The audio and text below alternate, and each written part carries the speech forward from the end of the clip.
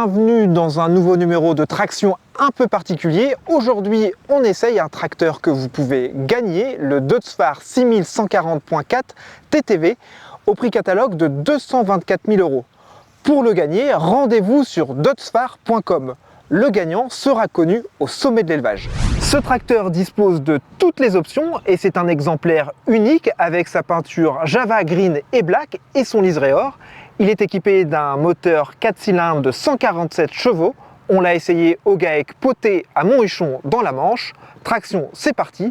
Tout de suite, le sommaire.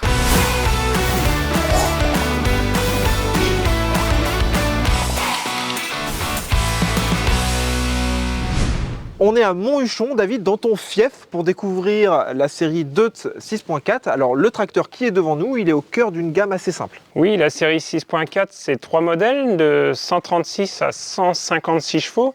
Et celui-là est le modèle intermédiaire, il développe 147 chevaux. Pour le débit hydraulique, c'est simple, c'est tout le temps le même. Au niveau du débit hydraulique, c'est très simple, c'est 120 litres par minute pour tous les modèles. Ce tracteur, on voit tout de suite, il est joli, il a une couleur particulière, il a aussi une finition haut de gamme. Qu'est-ce qui le différencie des autres ? On est ici devant un modèle TTV qui bénéficie d'une cabine avec un accoudoir multifonction. On a également 4 distributeurs électro-hydrauliques et on a d'autres équipements comme les prises hydrauliques Power Billon. On a le freinage double ligne, qui est aujourd'hui obligatoire, mais on pourra le choisir soit en hydraulique, soit en pneumatique. Et une caractéristique qui intéressera les éleveurs qui mettent des machines qui ont besoin d'un retour libre, il y a une prise qui est montée d'office. Deutz-Fahr, c'est allemand à l'origine, il est fabriqué où ce tracteur ? Deutz-Fahr appartient au groupe italien Sam Deutz-Fahr, mais ce tracteur reste fabriqué en Allemagne à Lohingen. On peut même dire qu'il est juste assemblé, puisque son pont avant suspendu, son moteur, sa transmission à variation continue, et son pont arrière sont fabriqués dans une usine du groupe SDF en Italie. Il y a un autre produit sur ce tracteur qui lui est 100% allemand, c'est le chargeur. Et c'est une particularité parce que c'est un prototype Isobus. Deutz-Fahr a un accord avec Stoll pour la monte d'usine de chargeurs frontaux. Et ce modèle est en effet un modèle prototype équipé d'un système Isobus qui permet d'avoir de nombreux automatismes. Concrètement, est-ce que tu peux me citer les automatismes ? Une des premières fonctionnalités qui va plaire aux éleveurs, c'est la pesée. Même si c'est quelque chose qu'on a aujourd'hui couramment sur d'autres marques. On a par exemple le réglage de la butée haute pour rentrer dans des bâtiments. On peut avoir aussi un retour à la position basse. Et on a également d'autres possibilités de mémoriser des vitesses de déplacement du bras et des débits hydrauliques. Sur le papier, c'est intéressant, mais il y a quand même quelques défauts avec ce système Isobus. Ça commence dès la mise en route du tracteur, puisqu'il faut attendre 1 minute que l'écran s'allume et qu'il faut également appuyer sur 3 boutons de validation avant de pouvoir utiliser le chargeur. Autre inconvénient, c'est les mouvements sur ce modèle qui n'est pas équipé d'origine d'un parallélogramme. Ça manque parfois de précision et ce qui fait que les agriculteurs n'ont pas pleinement exploité ce chargeur. Alors ça reste un prototype qui va être amélioré avant la commercialisation. Merci David pour cette présentation. Avant de retrouver Nicolas, l'agriculteur qui a essayé ce tracteur, je vous propose de découvrir, comme toujours, les nouveautés du mois sélectionnées par la rédaction de Réussir Machinisme. Voici les dernières nouveautés sélectionnées par la rédaction de Réussir Machinisme. Et on commence avec les tracteurs Fendt 1000 VarioDrive Gen 4. Cette nouvelle gamme bénéficie d'une cabine avec un nouveau design et d'un moteur optimisé. Les tracteurs se déclinent en 4 modèles, délivrant 400, 440, 480 et 520 chevaux, sans la surpuissance dynamique performance. Leur 6 cylindres MAN de 12 litres 4 dispose de plusieurs niveaux de puissance réglables. Par exemple, le Fendt 1052 qui développe 520 chevaux peut être bridé à 480, 440 ou 400 chevaux. La cabine des 1000 Gen 4 se distingue par l'adoption d'une nouvelle casquette de toit avec un gyrophare aux 4 coins. On y trouve jusqu'à 22 phares à LED, dont 12 dans le toit. Les presses à balles rondes à chambre variable Cerex 760 et Cerex 780 de classe sont annoncées capables d'atteindre en paille une densité supérieure à 135 kg par mètre cube. Elles confectionnent des balles de 90 à 160 cm et de 90 à 183 cm de diamètre. Leur chambre de 122 cm de large se caractérise par l'utilisation de 3 rouleaux et de 2 larges courroies. Les Cerex disposent d'un pick-up à cam de 2,10 m de large et se déclinent en version RF à ameneur rotatif rotofeed ainsi qu'en version rotocut à 17 ou 25 couteaux. Les New Holland T7 à empattement standard profitent d'un nouveau pont avant et d'un capot moteur redessiné. Ce nouveau design permet de réduire de 17% le rayon de braquage tout en conservant l'empattement de leur prédécesseur.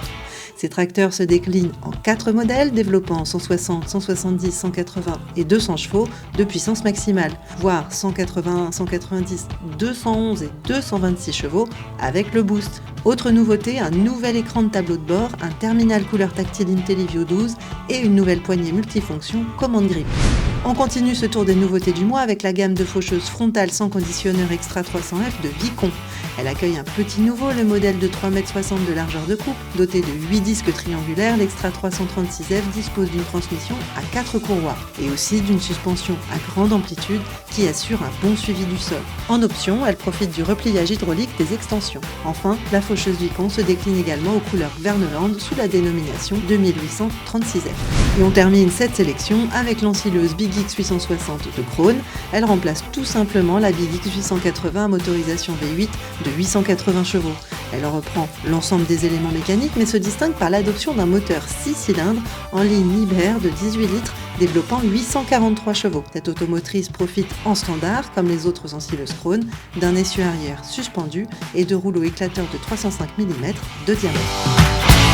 Nicolas, tu as eu ce tracteur pendant une dizaine de jours. Quelle a été ton utilisation? Il a été utilisé donc avec un épandeur à engrais Amazon 2700 litres, avec une faneuse Pottinger 880 de 7,70 m de large et au transport avec une bench Vance de 15 tonnes.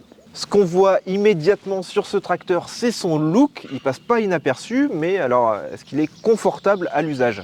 Alors oui, c'est un tracteur qui a un look sympa. C'est vrai que plusieurs personnes l'ont vu et nous disent « Ah bah oui, il est chouette ». Au niveau confort, c'est vrai que on a un vrai pont avant suspendu, une très bonne suspension de cabine et avec ça un très bon siège en cabine, donc c'est le truc gagnant. On a un très très bon confort avec ce tracteur. Cette cabine, on est dans l'ADN de l'Agrotron et au niveau visibilité, qu'est-ce que ça donne? C'est un tracteur qui a une bonne visibilité. Sur le chargeur, ce qui est très appréciable, c'est la vitre supérieure en cabine. On a une visibilité sur la course du chargeur. Seul petit bémol, c'est par rapport au brancard où ça peut faire un angle mort. Donc attention à ça. Ce que je lui reproche en cabine, c'est le manque d'espace pour le passager. Sur la ferme, tu es habitué au tracteur CAZ. Comment ça s'est passé la prise en main de ce modèle Deutz? Alors c'est un tracteur qui est relativement simple à prendre en main, le code couleur aide à cela, mais une demi-journée de formation avec le concessionnaire est quand même recommandée de façon à apprendre les subtilités. Comme sur n'importe quel tracteur moderne finalement. Oui, voilà, comme n'importe quel tracteur moderne, les tracteurs sont sophistiqués, donc une mise en route bien faite est importante. Il y a des petites subtilités, par exemple pour béner, ça sert à rien de dépasser les 1300-1400 tours minute. Sur les deux remorques qu'on a, on est équipé en bénage hydraulique, donc sans compresseur.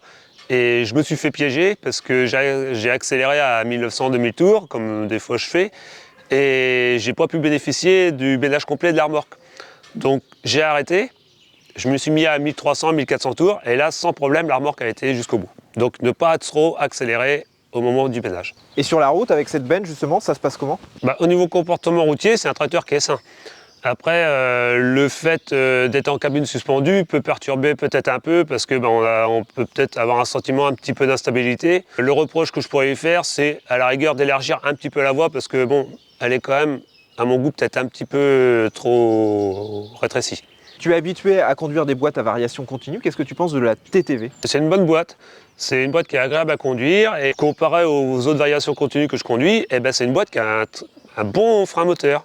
C'est plutôt rassurant sur la route d'un point de vue du comportement routier. Tu parles de frein moteur, ce tracteur dispose également d'un frein moteur hydraulique. Est-ce que tu l'as utilisé? Est-ce que c'est efficace?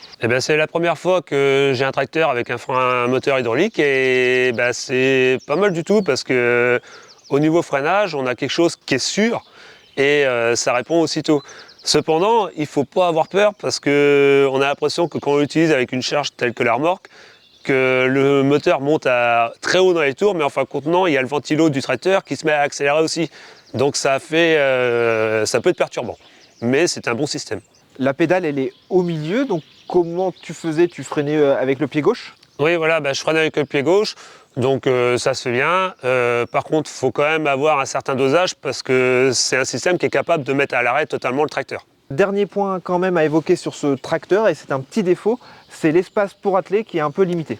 Alors oui, quand j'ai attelé l'épandeur en engrais, heureusement que je ne suis pas trop gros parce que c'est vrai que l'espace est très limité. Même sur la course de relevage, il faut faire très attention parce qu'on peut faire de la casse sur les feux arrière ou les ailes.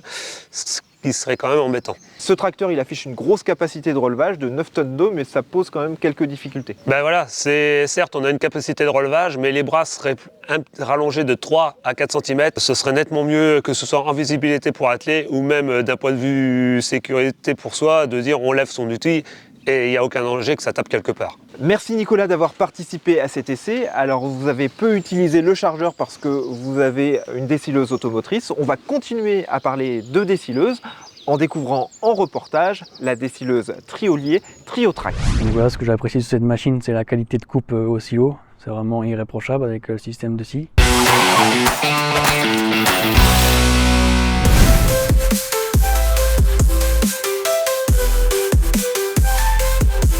Nous avons une Triolier depuis 15 mois, donc nous faisons à peu près 3 rations par jour en moyenne et on fait 700 heures par an. Donc au niveau consommation, on a un plein la semaine, donc ça fait 200 litres, ce qui équivaut à 15 litres à l'heure. Ce que j'apprécie de cette machine, c'est le système de scie que l'on peut retrouver. Donc niveau front d'attaque, c'est irréprochable. On peut s'approcher bien à la bâche sans l'esquinter ou ni mettre du fourrage dessus, comme on peut retrouver ce problème avec les fraises. Sinon au niveau mélange, c'est vraiment bien homogène. Et niveau confort à la ferme, c'est vraiment irréprochable. La machine est montée sur vérin avec boule d'azote et on est vraiment bien porté.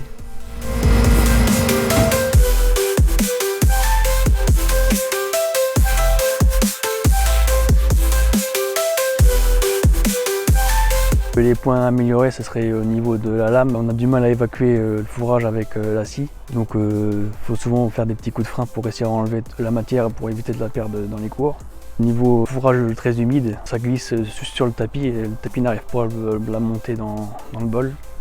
Donc il faut vraiment monter ça par petite menée. Et niveau incorporation du minéral, à part mettre au pied d'un silo ou alors mettre dans un godet pour vider dans la machine, il n'y a pas d'autre solution, quoi. Il manque une trappe d'incorporation.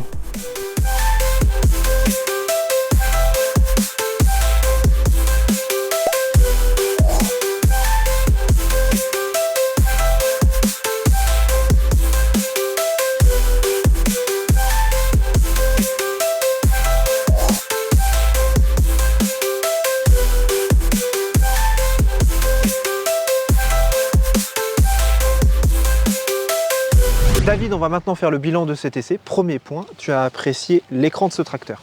Oui, on a un terminal de 12 pouces tactile qui est sur en bout d'accoudoir, qui vient en option, car on peut aussi gérer toutes les fonctionnalités du tracteur depuis le petit écran qui est sur le tableau de bord derrière le volant. Alors cet écran, il présente l'avantage d'être assez facile d'utilisation, même si au premier abord il peut faire peur, car il y a beaucoup d'icônes et en plus il n'y a pas de texte qui explique à quoi correspondent chacune de ces icônes. Depuis cet écran, tu vas également gérer l'autoguidage. Là encore, tu l'as pris en main assez facilement. Oui, le guidage automatique est assez facile à prendre en main. On va facilement gérer la création des lignes AB avec le choix d'un guidage soit en ligne droite, soit en courbe. Et pour actionner cet autoguidage, on a bien sûr un bouton sur le terminal tactile, mais aussi on a la possibilité, comme on l'a fait ici, d'avoir un bouton sur le joystick principal ou bien sur le pad qui est au pied de l'écran. Et là, on avait affecté l'engagement de l'autoguidage à la touche F1. Autre point, c'est l'entretien. Alors ce tracteur, il n'est pas équipé des radiateurs qui s'ouvrent en accordéon, néanmoins ça reste accessible. Déjà, pour ouvrir le capot, on peut se satisfaire de la clé de contact et ça se fait facilement.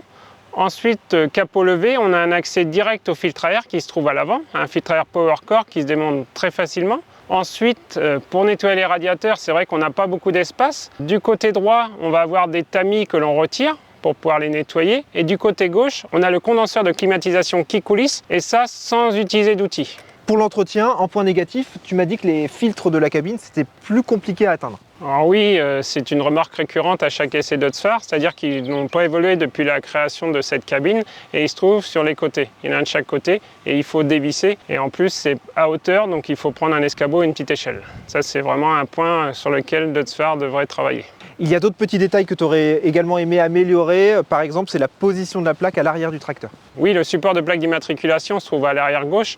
Et si on intervient sur les bras de relevage, en se relevant, on peut facilement se cogner la tête comme en ont fait les frais les agriculteurs essayeurs. Sur le même registre, quand on monte en cabine, comme on a un montant avant gauche qui est assez incurvé, il y a une poignée dessus et les agriculteurs aussi avaient tendance à se cogner dedans.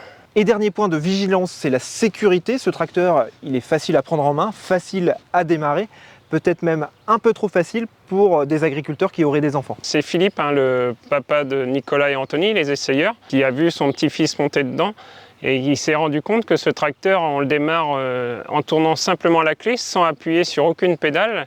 Et une fois qu'il est mis en route, il suffit d'actionner l'inverseur pour qu'il avance, puisque le frein à main est électrique et se désengage automatiquement. Donc sur ce côté-là, prudence avec les jeunes enfants. Merci David. Alors moi, pour conclure, je vais être beaucoup plus superficiel. Je trouve ça très sympa, ce tracteur bien décoré avec les deux petits bibendums Michelin. Et puis également le liseré doré qu'on a en rappel sur le capot et également, petit détail, à l'intérieur de chaque roue. C'est très joli, c'est très sympa, bah, ça fait toujours plaisir.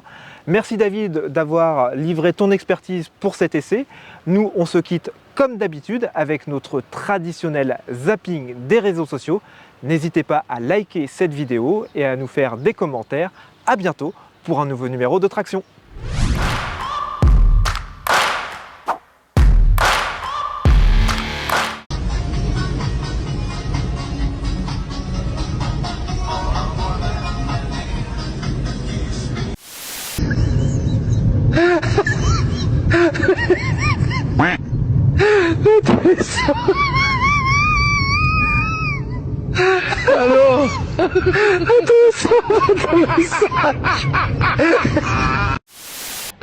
Quand la loi ne peut plus rien pour vous, il vous reste un recours, un seul, l'agence Tourisque.